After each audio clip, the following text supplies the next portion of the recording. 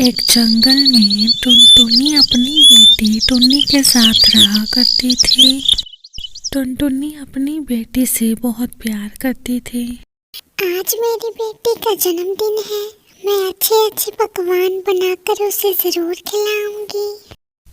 टुन्नी कॉलेज में पढ़ा करती थी और अपने साथ पढ़ने वाले कालू कौवे से बहुत प्यार करती थी।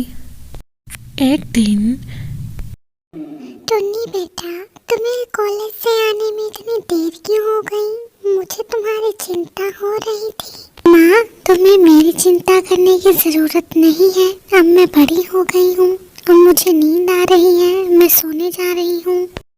टुन्नी सो जाती है और टुनटुनी सोच में पड़ जाती है कि उसकी बेटी ने ऐसा क्यों कहा। अगले दिन टुनटुनी अपनी बेटी टुन्नी का पीछा करती है और उसे कॉलेज में एक लड़के के साथ देख लेती है।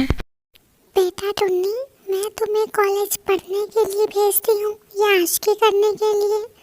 कौन था वो काला पक्षी जिसके साथ तुम इतने चिपक कर खड़ी थी? बेटा, कुछ तो लिहाज करो अपनी माँ का, मेरा मुंह मत काला करवा देना।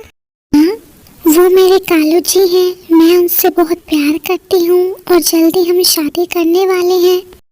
अगले दिन टुन्नी घर से भागकर काले कौवे से शादी कर लेती है।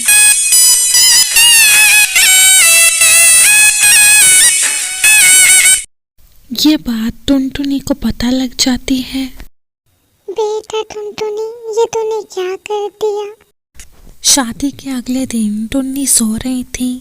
कालू कौवा बहुत ही लालची पक्षी था। कालू कौवा टुन्नी के सारे गहने लेकर भाग जाता है।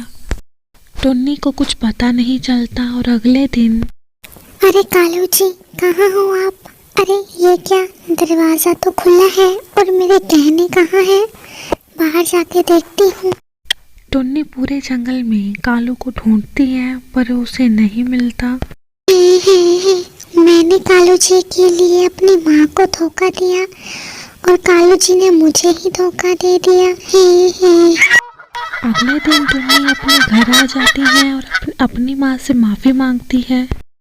माँ, मुझे माफ कर दो, मैंने आपका दिल दुखाया है। कालू जी मुझे धोखा देकर भाग गए, मुझे माफ कर दो। आगे से ऐसी गलती नहीं होगी माँ, मुझे माफ कर दो। बेटा, माँ बाप हमेशा बच्चों का अच्छा ही चाहते हैं, पर बच्चे समझते नहीं।